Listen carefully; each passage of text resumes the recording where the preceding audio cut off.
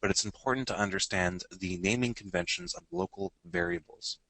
Again, a local variable is just a place that our program can store data in.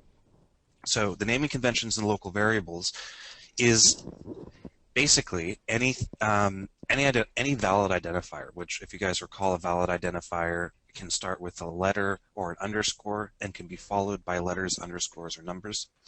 The naming conventions for a local variable are that they start with a lowercase letter,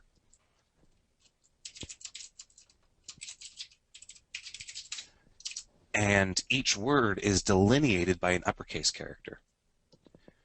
Now, I imagine some people might be tempted to put maybe spaces or something in, but because spaces are not allowed in variable names, we cannot do that. So instead, this is what we are going to be using, and this is what I recommend to use in pretty much every single programming language that I've ever used. Local variables are named this way consistently. It might seem arbitrary for you right now. You might think, oh, well, sometimes I want a capital variable name or something like that, but your readability will significantly suffer if you deviate from the very basic naming conventions that have been established by programmers for, I don't know, 40 years, 50 years.